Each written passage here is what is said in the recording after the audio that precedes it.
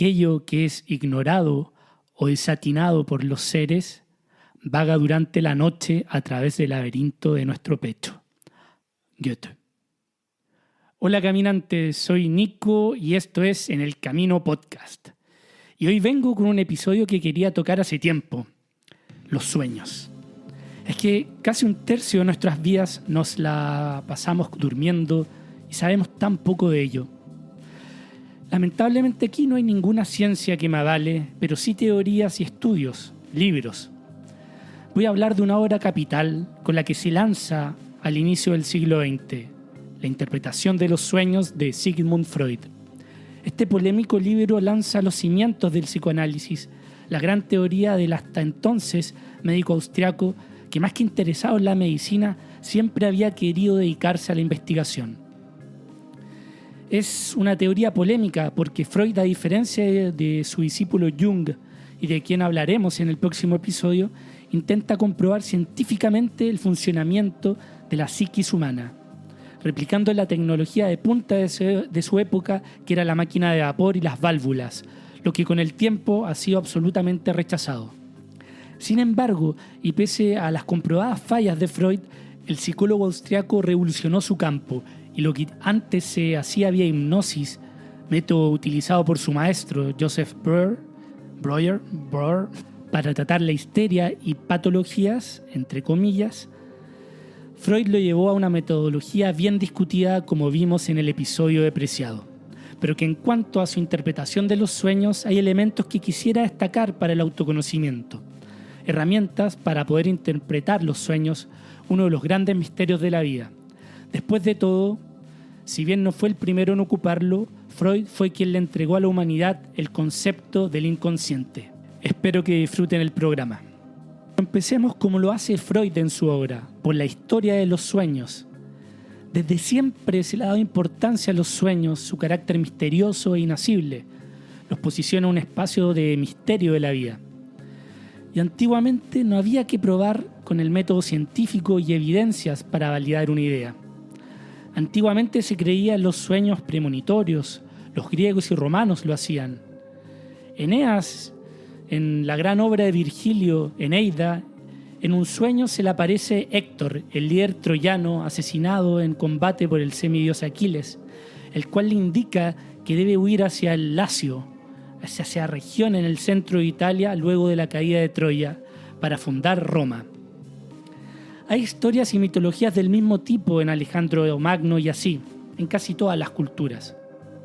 Es que está relacionado con lo místico, con el mito, con mensajes de los dioses, con el destino. Freud así inicia analizando múltiples obras de gente que había estudiado y escrito sobre el tema. De ahí se aferra y empieza viendo múltiples teorías sin descartarlas de entrada. Hace preguntas que habían acosado a sus antecesores y que aún algunas nos acosan. ¿Por qué no soñamos con la vida anterior? ¿Por qué olvidamos los sueños? ¿Por qué tantos temas con la infancia y juventud en los sueños? Más encima con cosas que han perdido todo valor para nosotros. Freud así luego inicia a mencionar el componente moral del soñador, citando a quienes se han referido a esto. Platón afirma que los mejores hombres son aquellos a los que solo en sueños se les ocurre lo que los demás hacen despiertos. Mientras que Hildebrand dice: cuando más puro sea el sujeto, más puros serán sus sueños, y viceversa para el sujeto impuro. Y también abarca su poca valía en el mundo popular, lo que critica, ya que son vistos como el último dominio de la responsabilidad del ser, como la frase de «eso no ocurrió ni en sueños», a lo que un freudiano, Mohamed Ali, replicaría años después: «Si me pegas en tus sueños, mejor que te despiertes y me pidas perdón». La verdad es que los sueños revelan la verdadera opinión que alguien tiene de alguna persona o de alguna cosa. En el sueño no hay bloqueos, todas las pasiones afloran y se revela la totalidad del ser, la cual está anegada durante la vigilia. En el sueño es el hombre instintivo que se revela, un ser más primitivo, pero ya vamos a llegar ahí, sobre todo con su discípulo y luego díscolo, Carl Gustav Jung. Freud habla de una excitación sensorial en la vigilia, o sea, el día, y que si esto ocurre, difícilmente vamos a poder soñar. Es decir, a aquello que nos causó un impacto, que tuvo una intensidad alta en nuestra psiquis y que luego se nos aparece en el reposo, pero que luego se asocian con el contenido mnémico de la memoria, que está en el inconsciente, que es donde encontramos representaciones mentales o recuerdos que creíamos olvidados, generalmente de la infancia. Nevers, la ciudad de mi infancia, es la ciudad y la cosa del mundo sobre la que de noche sueño más, y a la vez es la cosa del mundo en la que pienso menos. Dice un diálogo de la maravillosa película Hiroshima, Mon Amour, de Alain Resnais. Freud continúa y comenta algunos sueños recurrentes, como caerse, soñar que volamos, que se nos caen los dientes, caminar desnudos o mal vestidos, o el que para mí es el más característico, el del examen. Pero ya vamos a llegar ahí. Además menciona un tercer estado entre la vigilia y el sueño, el momento de transición en que nos quedamos dormidos y nos despertamos. Es normal que en este instante comiencen a aparecerse imágenes o escuchemos voces o incluso ver figuras. Personalmente, y cada vez que puedo, intento de tomar mini siestas de 20 minutos máximo, a lo que acompaño con una antesala de lectura. Y cuando siento que me empieza a invadir la modorra y la concentración se me va, es cuando se me aparecen esas imágenes del sueño nocturno. Es como si lentamente se empezara a abrir un portal. Todo esto, esta introducción a estas preguntas, finalmente Freud empieza a intentar de responder a través de su método de interpretación de los sueños. Freud explica que hay dos formas de interpretación clásica de los sueños, la simbólica y la clave de sueños. La clave de sueños es prefijada, es como si hubiera un lenguaje universal ahí, esperando a ser decodificado. Pero Freud le quita valor a esto, ya que cada sujeto o evento puede significar cosas distintas dependiendo de quién lo viva. Mientras que la interpretación simbólica es para él la más correcta. Pese a que aquí es justamente donde inician parte de los desvaríos con Jung, que lo llevan a separarse. Es relevante aquí decir que Freud no escribe esto, me parece, para el ciudadano de a pie, para que cada uno interprete sus sueños así como así, a primeras, sino que su intención es más bien para con sus pares, los terapeutas, y que comiencen a tomar este método. Entonces, bajo esta óptica de terapeutas, en que uno visita a un psicólogo para tratar una supuesta patología psicológica, de nuevo digo entre comillas, es primordial que el paciente no se sienta juzgado. Es preferible que con el terapeuta el paciente cierre los ojos o no esté en contacto con él dándole la espalda. Además de adoptar una postura descansada, cómoda. La idea así es lograr la autoobservación del paciente. Ir hacia el trauma o la idea patológica para lograr desproveer de su carga negativa el evento. Esto es distinto a la reflexión, donde sí hay crítica, lo cual es importante evitar, ya que es lo que permite que se rechacen las imágenes y las ocurrencias emergentes. Y es aquí donde llegamos a uno de los meollos de su teoría, el deseo. Lo que busca el contenido onírico es la realización de deseos y motivos. Esa es la interpretación de un sueño. Ejemplo, sueño que bebo agua cuando tengo sed. Bueno, esto es muy simple, pero lo que expresa mi sueño no es sino mi deseo de que sea así en la vigilia. Pero esto no es tan fácil. Vemos que aparecen los sueños con gente que no conocemos o que no tienen nada que ver con nuestra vida. Aquí Freud hace justamente una diferencia entre el contenido manifiesto, que es justamente el material onírico, las imágenes que aparecen cuando dormimos, con la idea latente o el contenido que son los pensamientos detrás de un sueño, ya que hay algo que siempre se está reprimiendo. Estas son las dos grandes bases para la teoría de Freud, el deseo y la represión.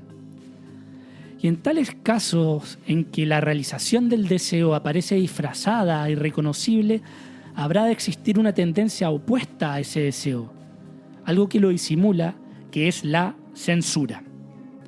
Importante afirmar que las ideas latentes detrás de un sueño no son conscientes, mientras que el contenido manifiesto sí lo es. Es lo que nos ocurre cuando soñamos. Pero, ¿por qué se reprime la idea o el contenido latente? Es porque muchas veces se reprime cuando la idea es penosa para su conciencia. Todo ser abriga deseos que no quisiera comunicar a los demás, y hay otros que ni siquiera quisiera confesarse a sí mismo.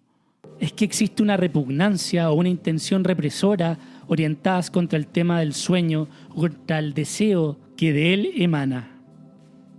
El sueño es la realización disfrazada de un deseo reprimido.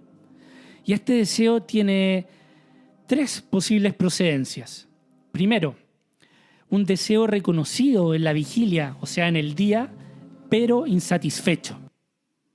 Segundo, un deseo insatisfecho, pero reprimido durante la vigilia, o sea, que permanece en el inconsciente. Y tercero, algo externo de todavía diurna y reprimido.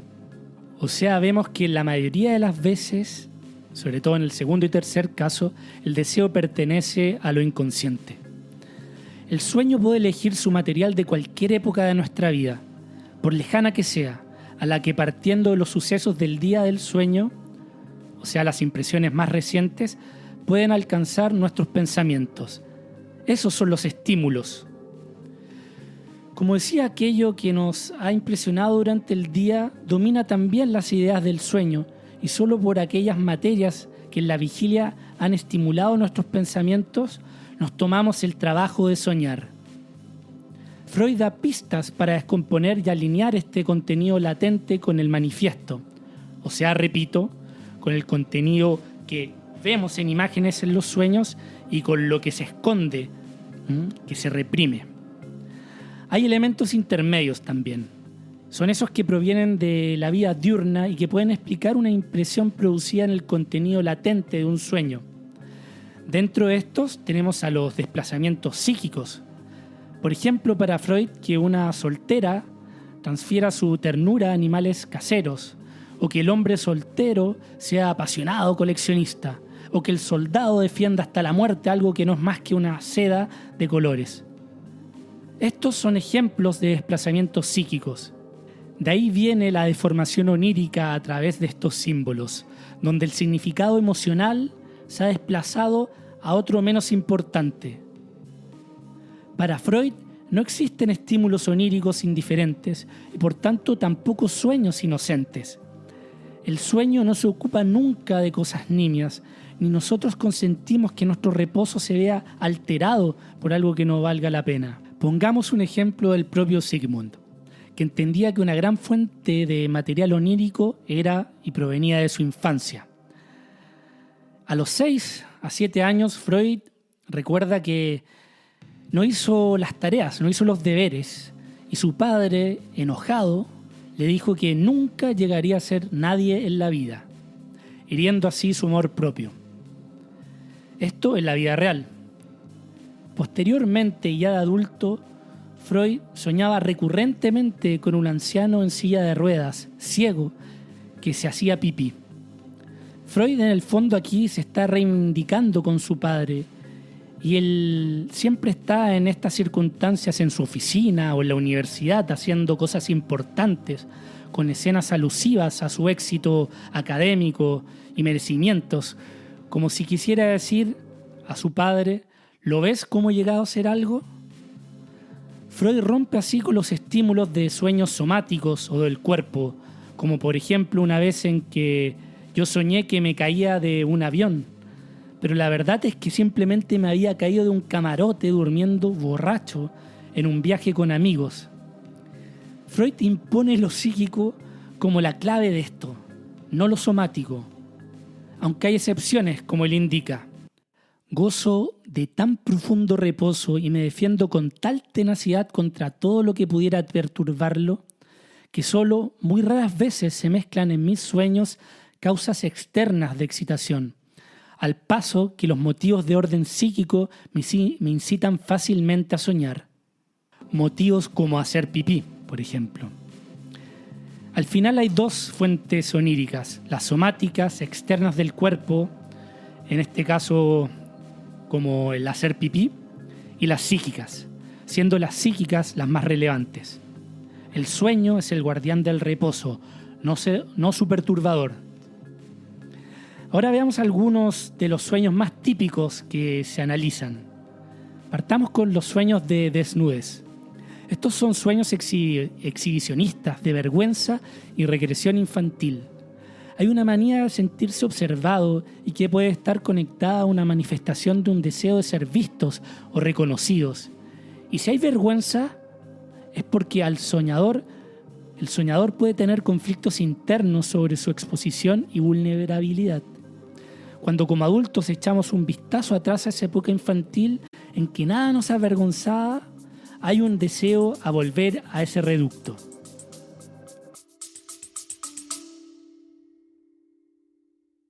Hola, te robo 20 segundos de tu tiempo antes del podcast. Te invito al Club de Lectura En el Camino, un espacio literario donde nos juntamos a discutir sobre libros, personajes, tramas, interpretaciones, de cosas que nos importan, pues.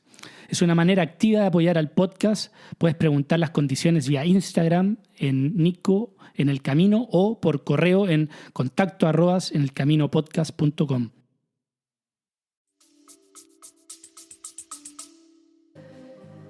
Veamos el sueño de muerte de un familiar.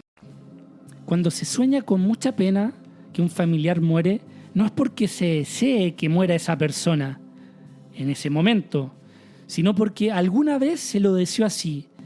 Y no es de seres malos y horribles, perfectamente pudimos haberlo deseado por nuestras falencias, la muerte de alguna hermana o de algún familiar más virtuosa en algo que nos hacía ver mal.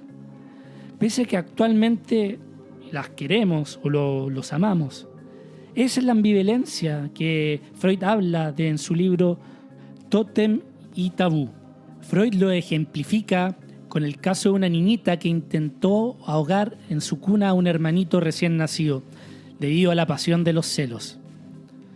Hay que tener en cuenta que el significado de muerte para el niño no tiene la misma significación que para nosotros. Haber muerto significa para el niño, al que se evita el espectáculo de los sufrimientos, simplemente agonía, al igual que haberse ido. No hay diferencia alguna entre las causas de viaje o muerte, es simplemente ausencia. Tanto la despedida de una niñera como la muerte de la madre son la misma cosa. Los niños no echan de menos a los ausentes con intensidad, solo luego comienzan a recordarlo. Normalmente el sujeto de deseo de muerte para el niño es el padre, para la niña, la madre. Aparece Edipo Rey, ese mito que Sófocles nos trae en las tablas, en que un heredero de un reino, sin saberlo y por escapar de su destino terrible por el oráculo de Delfos, vaga y mata a un hombre tiránico en el camino y se termina casando con la reina de ese pueblo, los cuales sin saberlo eran su padre y madre. Siempre ha sido así en la mitología griega. Cronos devora a sus hijos y Júpiter castra a su padre y le arrebata el trono. Actualmente, y todavía se puede ver, mucho menos por suerte, el padre impone el camino a seguir de su hijo, quitándole el derecho a escoger su vida o los medios necesarios para emprenderlo. El deseo de muerte de los padres llega de la más temprana infancia. Cito aquí algunos pasajes que le han traído la burla e infamia a Freud. Quizás nos estaba reservado a todos dirigir hacia nuestra madre nuestro primer impulso sexual y hacia nuestro padre el primer sentimiento de odio y el primer deseo destructor. Nuestros sueños testimonian de ello. El rey Edipo, que ha matado a su padre y ha tomado a su madre en matrimonio, no es sino la realización de nuestros deseos infantiles. Como Edipo, vimos en la ignorancia de aquellos deseos inmorales que la naturaleza nos ha impuesto, y al descubrirlos quisiéramos apartar la vista de las escenas de nuestra infancia. Freud se apoya aquí en otra obra eterna como el Hamlet de Shakespeare. La obra se basa en la vacilación de Hamlet en cumplir la venganza que le ha sido encomendada en una aparición sobrenatural como fantasma de este último. Hamlet representa aquel tipo de hombre cuya viva fuerza de acción queda paralizada por la exuberancia de la actividad intelectual. Hamlet puede llevarlo a cabo todo, salvo la venganza contra el hombre que ha usurpado en el trono y en el lecho conyugal el puesto de su madre, o sea, contra aquel que le muestra la realización de sus deseos infantiles. Todos los sueños, sin excepción, son egoístas y en todos aparece el amado yo, aunque oculto bajo un disfraz. Bueno, mejor pasemos a otro sueño recurrente como el sueño del examen. En estos sueños llenos de angustia por una responsabilidad extrema, como rendir un gran examen, es el recuerdo de los castigos que merecimos en nuestra infancia por nuestras faltas lo que provoca este sueño. El vacío de castigo es llenado con este sueño de responsabilidad y angustia. Terminados nuestros estudios, ya no es de nuestros padres o maestros de quienes hemos de esperar el castigo a nuestras faltas, sino de la inexorable concatenación causal de la vida, la cual toma a su cargo continuar nuestra educación. Y entonces es cuando soñamos con los exámenes. ¿Y quién no ha dudado de su éxito alguna vez? Cuando sentimos que no hemos obrado suficientemente bien para la consecución de un fin deseado. Freud aquí recalca con la experiencia de pares que esto era siempre soñado por personas que habían salido triunfantes de dicho examen y nunca por aquellas que no lo habían pasado. Estos sueños de angustia suelen presentarse al día previo de la resolución de algo importante para nosotros, pero en que la angustia se demostró injustificada y quedó contradicha por el éxito. Es como si te dijera el inconsciente: no temas, recuerda el miedo que sentiste antes de este examen y recuerda que nada malo pasó. Hoy ya tienes tu título. El contenido de estos sueños contiene ambivalencia, autocrítica y aliento. Bueno, quedémonos con estos 3 sueños recurrentes, o si no se va a alargar mucho el podcast. Pasemos a la concatenación de los contenidos, la cual es la relación entre el contenido manifiesto, el que experimentamos en sueño, y las ideas latentes, lo que encubre lo anterior. Hay todo un universo de ideas latentes que son alimentadas o representadas por elementos situados para el acceso al contenido manifiesto. Es el desplazamiento y la condensación los que son los obreros a cuya actividad hemos de atribuir principalmente la conformación de los sueños. Ya expliqué el desplazamiento onírico por la censura psíquica del deseo, cuando el significado emocional se transfiere de un elemento importante a otro menos, como el deseo de amor de un hombre soltero que se dedica a coleccionar cosas. Mientras que la condensación es cuando un símbolo agrupa más de un valor, culturas o personas. Aquí hay una identificación mixta. Lo general es que la identificación o la formación de persona mixta sirva precisamente para ahorrar la representación de dicha comunidad. Tenemos en persona C representada a grupos A y B, algo de lo que A y B ha sido censurado. Es lo que le ocurre a Dante Alighieri, que se puede pensar que la aparición de la Divina Comedia de Virgilio sea una identificación mixta del guía espiritual y maestro literario, el que te muestra el camino. A mí, en lo general, son deportistas que hacen de guías espirituales. Es por eso que ellos se me aparecen en este tipo de sueños en que estoy yendo hacia un camino. Es que, sí, los sueños son absolutamente egoístas. Siempre soñamos sobre nosotros mismos. ¿Y qué pasa cuando tenemos más de un sueño en la misma noche? Freud dice que todos los sueños de la misma noche pertenecen a lo que el contenido latente se refiere a la misma totalidad. Y tanto su división en varios fragmentos como la agrupación y el número de los mismos son muy significativos y deben ser considerados como una parte de la exteriorización de las ideas latentes, o sea, aquellas que encubren el contenido manifiesto que vemos. El primer sueño siempre es el más deformado y tímido, mientras que el que sigue es más atrevido y claro y así. Pero pasemos a otra pregunta. ¿Qué es la sensación de no poder moverme, frecuentísima y tan cercana a la angustia? Cuando queremos andar y no podemos, y el tren echa a andar y no podemos alcanzarlo, y vamos a levantar la mano para vengar una ofensa y no lo conseguimos. En general es la voluntad de hacer algo y no poder realizarlo. Esto forma parte del contenido manifiesto. La imposibilidad de realizar algo en el sueño es una expresión de la contradicción a un no. La sensación de parálisis representa un conflicto de voluntad. Para Freud, y si hay angustia, generalmente puede haber una voluntad libidinosa. ¿Cómo no? ¿Y cuándo no? Y hay otros sueños que tienden a la sexualidad, precisamente a esa sobresexualización de la vida, que es lo que tanto se le critica a Freud, como que se caiga una muela y que represente una castración, o que al vivenciar una sensación de déjà vu, o sea, de lo de ya vivido, esto sea una rememoración de la vida en el útero. Mejor lo cito. Existen sueños o localidades en lo que aparece además intensamente acentuada la seguridad de habernos encontrado ya otra vez en aquel lugar. El lugar que en ello se trata es siempre el órgano genital materno. De ningún lugar podemos asegurarnos con mayor certeza de habernos encontrado ahí. Esa sensación de déjà vu es muy fuerte. A mí me pasó que buscando departamento aquí en París, que es una cosa muy difícil como en toda ciudad grande, y luego de semanas de una infructuosa búsqueda y de avales y salarios altos, etcétera, garantías, la persona me lleva al que me muestra el departamento, me lleva al subsuelo, a la bodega, y ahí llega un déjà vu y digo, aquí yo ya he estado, y digo, bueno, entonces aquí me voy a quedar. Finalmente fue así y pude quedarme en ese departamento en el que viví 5 años.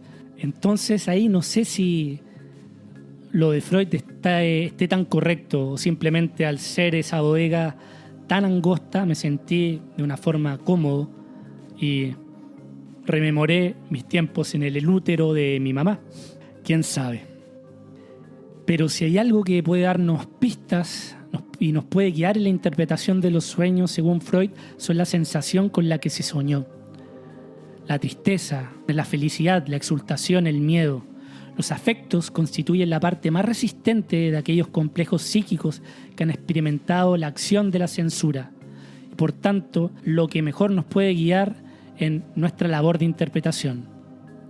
La coerción de los afectos sería entonces la segunda consecuencia de la censura onírica, como la deformación de los sueños fue su primer efecto. Es que la censura también sucede en la vida real. Nuestra conciencia nos hace censurar emociones que están inconscientes. Son esos afectos que sentimos los que nos indican la totalidad de lo que pensamos de una persona, por ejemplo. Atentos ahí. Ahí nos damos cuenta de lo que reprimimos, sobre todo con personas cercanas.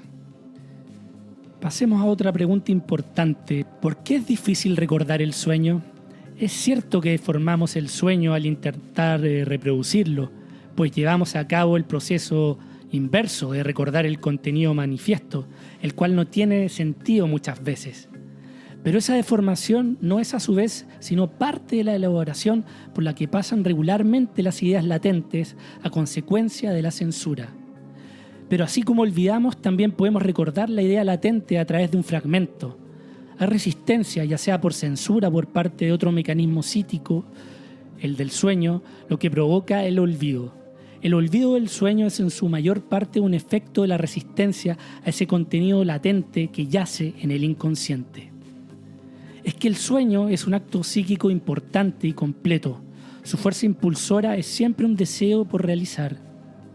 Pero observando con los ojos del día, nos es imposible reconocer tal deseo con sus absurdidades y singularidades que provienen de la influencia psíquica que ha actuado sobre el sueño durante la formación.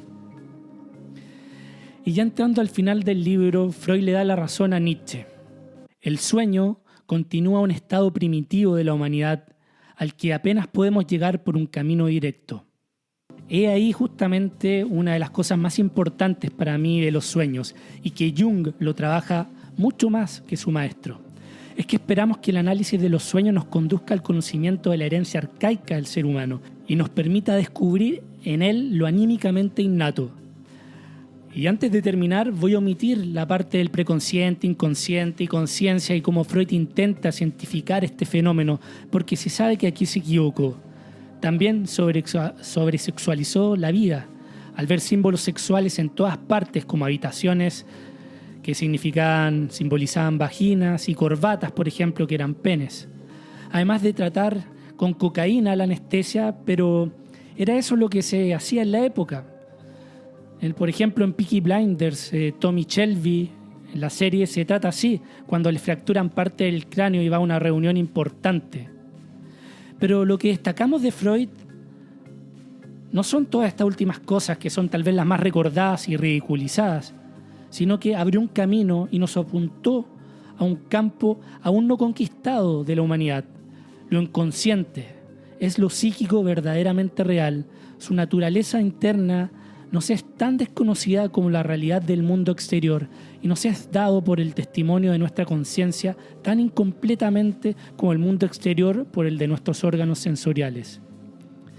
Reprimido o no, deseos o no, hay percepciones internas que encuentran en la vida nocturna caminos de llegar a la conciencia a través de símbolos. Nietzsche, precursor del psicoanálisis, lo dice: aquello que vivimos en sueños, siempre que lo vivamos con frecuencia, pertenece al fin y al cabo a la totalidad de nuestra alma, como cualquier otra cosa realmente vivida. Por ello somos más ricos o más pobres, tenemos una necesidad más o menos y en pleno día, incluso en los más serenos instantes de nuestro espíritu despierto. Somos llevados un poco de la mano por los hábitos de nuestros sueños. Y finalizo haciendo el puente con el capítulo que se viene, con los sueños premonitorios, a los que Freud les abre la puerta. El sueño nos revela el pasado, pues procede de él en todo sentido. Sin embargo, la antigua creencia de que el sueño nos muestra el porvenir no carece por completo de verdad. El sueño nos trae lejanos estados de civilización humana y nos proporciona el medio de entenderla mejor. Y me voy despidiendo, espero que hayan disfrutado el programa y siempre pueden ayudar al podcast con alguna donación en el sitio o de forma activa participando en el club de lectura.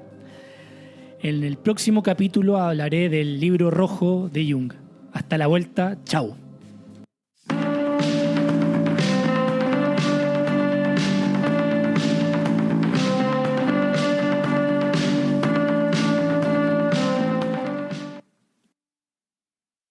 Gracias por haber llegado hasta acá. Si valoras el programa y no quieres perderte ningún episodio, puedes seguirlo en Spotify y dejar una reseña, que me ayuda un montón para ser encontrado más fácil en el motor de búsqueda. Para donaciones, contacto y más contenido, pueden entrar al sitio enelcaminopodcast.com y seguir las redes sociales de En el Camino Podcast en Instagram y Facebook, además de Nico Vergara y en Twitter. Gracias por aventurarte en el camino.